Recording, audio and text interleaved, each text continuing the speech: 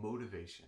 One of the biggest problems we have today in the workforce is trying to either find motivated workers or get the workers that you have to be motivated.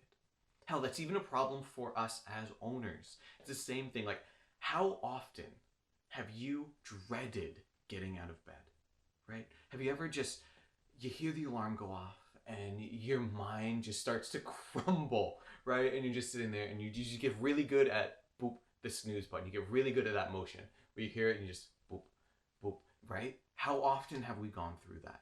How often do we lack the motivation? You barely get up, you try and sluggish through, just brush your teeth, you get in the car, you're trying to think of any reason not to go into work today. And you get there and then you kind of put on your blinders and you just do whatever you have to do, just get it done. There's no motivation to go above and beyond, no motivation to serve, no motivation to push through, especially when times are rough.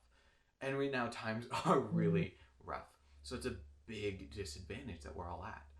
How many times have we gone through that? I know for me, I went through that for about an entire year. So to give you a little background, I worked at Starbucks for, I want to say about 7 years. And during that time, right, like a barista, started out, I'm a barista at Starbucks. That was the most fulfilling job I have ever had. Ever, being a barista, right? Like, I didn't have a fancy job title.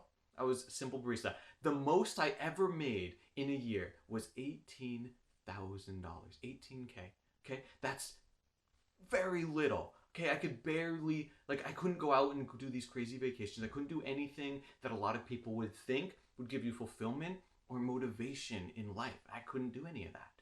I didn't, like I said, didn't have a fancy title. I had a very specific job schedule. There wasn't a lot of flexibility. I had, I was doing like a menial task. I was easily replaceable. People coming and going all the time. Like, why then was that the most fulfilling time? Why then, during those 7 years, would I get up and be so excited to go into work? Right? I hated the snooze button. I didn't even know, I could never understand, like, conceptually, why people would hit the snooze button. It just didn't make sense. And I realized it's because people lacked the motivation, right? So when I eventually left Starbucks, I went and I got a different job. I started making more than double what I've ever made at Starbucks. I got a fancy title. I could make my own schedule. I could work from home, work wherever I wanted to. This is actually my home office right here. And all of a sudden, that snooze button started to look real nice. That motion, I got really good at that. I lost my motivation. And for a lot of people, this doesn't make sense. And it took me a while to figure out why. There's like all of the reasons that we think would motivate people, right? A better title, a flexible schedule, I'll double your income. Like, these are great things, right? These should motivate people. But it just completely killed my motivation. And so I took a moment back. This went for about a year. I lived in this state. So I took a moment back and I looked at my life and I started to say, you know what? Yes, Starbucks, sure, it was menial work, sure. I was just serving coffee, sure. But I felt fulfilled there. There was something about it. So I wanted to figure out, I kind of took stock in my life and I wanted to figure out what was it about Starbucks that was more meaningful than what I was doing afterwards. And I realized it was actually very simple. So it was meaning. The motivation I had for work was rooted out of the meaning from the work. So let me explain this. Meaning comes in two ways. You have meaning personal, your personal meaning, why you get up in the morning. And then there's a corporate or company meaning. And so I'm going to explain both of those here. We're going to go in-depth, deep training on motivation, how to stay motivated. It's going to be amazing. So at that moment, when I realized that Starbucks was more meaningful than where I was at that time, I decided to take a step back. Literally just took a step back in my life. And I said, you know what? Why is it that Starbucks was more meaningful? And I realized that, again, it connected with my personal meaning and the company meaning. So I decided to look at my life and say, what was my personal meaning? So I took that step back and I said, what is my personal meaning? What do I want to get out of life?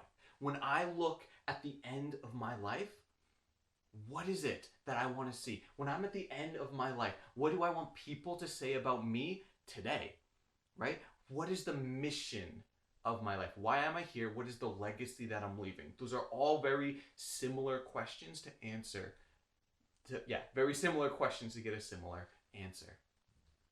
And I realized for me, it came down to three things. The first is that I wanted to educate people. I love learning. Absolutely love learning. I was the kid who would get up and was so excited to go into school. I was the teacher's pet, pulling the pencil out, taking all the notes. God, I have so many notes. And like I love learning. And I love teaching and explaining things to people. It's so much fun for me.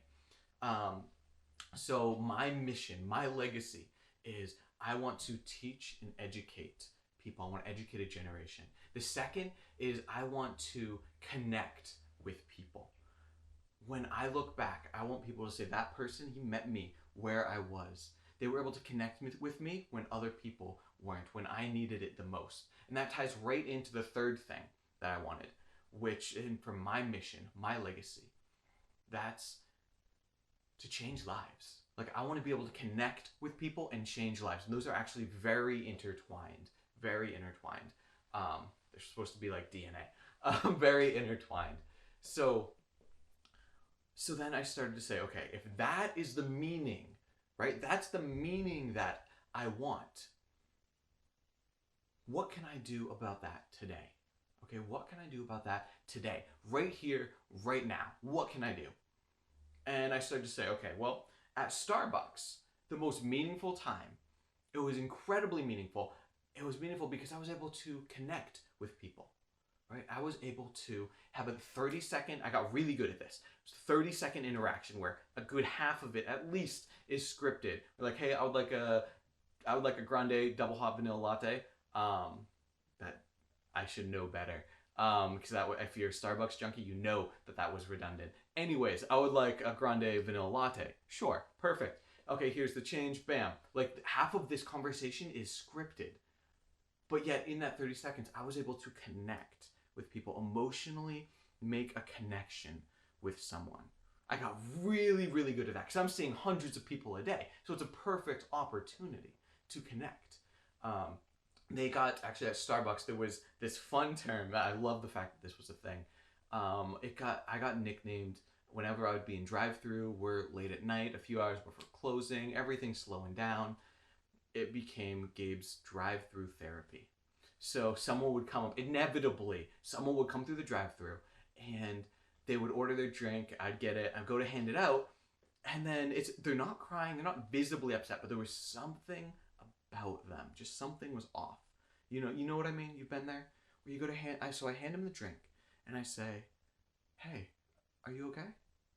And then, boom, whole life story comes out 30 minutes later, and I'm coaching them through, and I'm talking them through how their boyfriend just left them, how they just been trying to get off drugs, and it's been really hard. They lost their job a couple weeks ago. They're living out of their car despite the fact that it's snowing outside. Like, these are genuine struggles, people going through their hard times, and I was able to meet them right where they're at, and I was able to give like a therapy session for them. I love psychology. I've been studying it for years. This is like my passion. I'm able to change lives and meet people right where they were at, right? Connection and changing lives. So Starbucks, meaningless job, like menial job rather, very meaningful for me.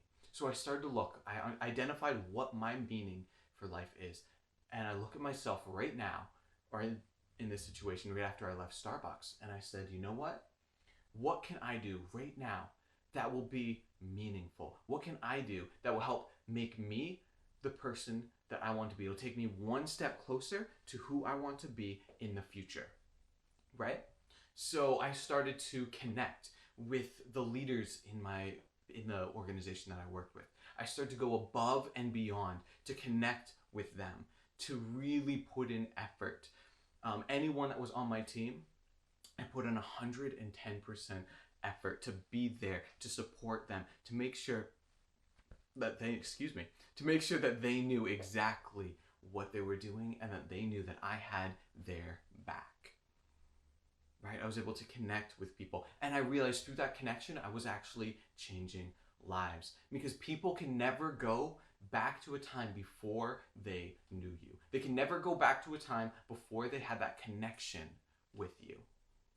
Right? So by making this connection, I'm changing lives. I was able to incorporate my meaning for life, my mission, into my current job. Once that happened, everything started to change. Everything. It was crazy. I started waking up and I started getting excited. I was more passionate. I put in more effort. I was more motivated to do my job.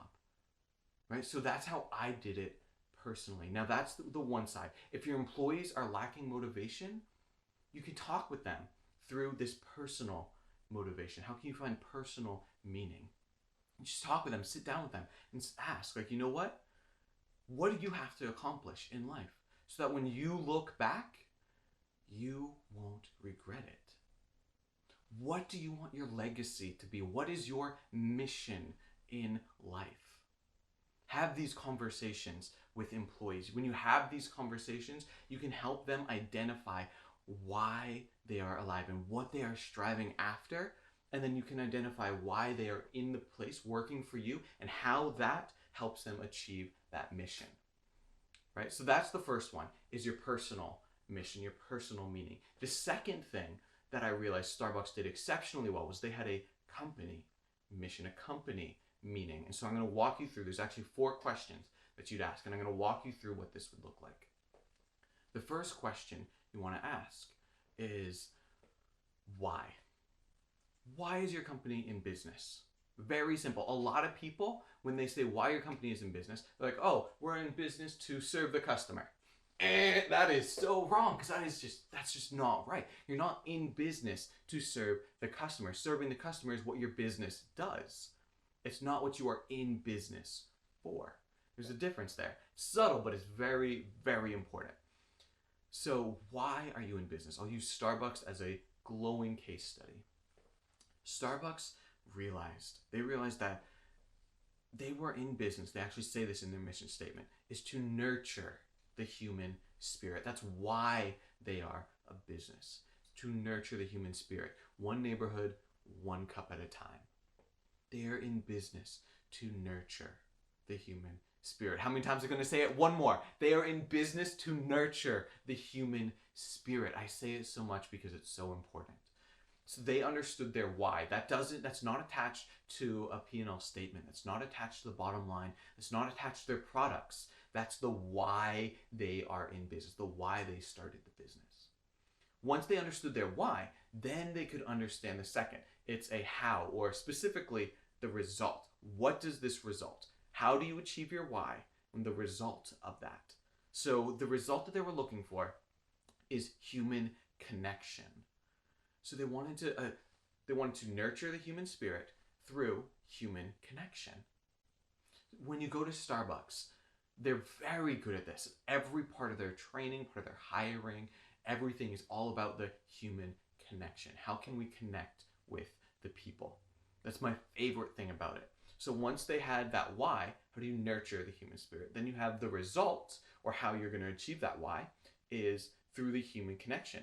Then you have the how, which is how are you going to achieve that result, right? So you have this lofty idea to nurture the human spirit. You have this other idea, well, I'm going to nurture the human spirit by creating human connections. Okay, how are you going to create those human connections, right? Let's get super practical, super granular.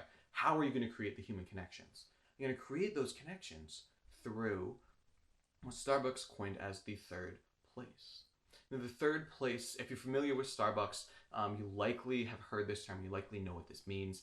If you don't, I'm just going to explain it real quick. Third place is your place away from home and away from work. Home being your first place. It's the place you spend the most time. Work being your second place. It's also a place you spend a lot of time. Your third place is Starbucks. It's a place away from these two, right? So your home life could be completely in shambles, right? Communication just doesn't exist anymore. Whenever you try and talk about something, it becomes a fight. You're just exhausted and you're just all but checked out. It's rough. It's difficult at home. You go into work and it's not much better. You're belittled, you're disrespected, you're overlooked. Your boss is constantly upset and running down your neck about different projects. So then you go to Starbucks. That's your third place. It's a place to get away from your home, away from your work. You can go there and you can forget the troubles. You can forget things that are going on at work. You can forget things that are going on at home. Right? You can escape. That's what Starbucks does. They do that. That's how they create that human connection. They're going to create a human connection through creating an atmosphere of a third place. Does that make sense? You guys following so far? So you have the why, to nurture the human spirit. The result, or the how, is the human connection. And then how you're going to achieve that result is through creating the third place. And then you have the what. What is it that you serve? What keeps you in business? And that's, for Starbucks, that's a coffee. A lot of people stop and they just ask and say, okay, we're in business to serve coffee. We're in business to provide health insurance. We're in business to build houses, build homes. None of that is true. You're actually in business for a much greater reason. And so if your employees are lacking motivation, it's often because one of these two pillars are not in place. Either the personal meaning pillar or the company meaning pillar. Oftentimes one of those pillars are not in place. People who work in construction, they're not just building a house. They're building someone's home. They're not just building a building. They're building a memory that this family is going to be their first home that they're going to buy. They're going to have their first child in here, experience the first Christmas as a family. It is the building that they will remember for the rest of their lives. That's what you are building today. You're not just out there building a wall, putting a roof on, right? You're not just out there building a building. You're building someone's home. You're not just out there selling insurance. You're not just out there selling, life insurance. You're there to make sure that they feel safe.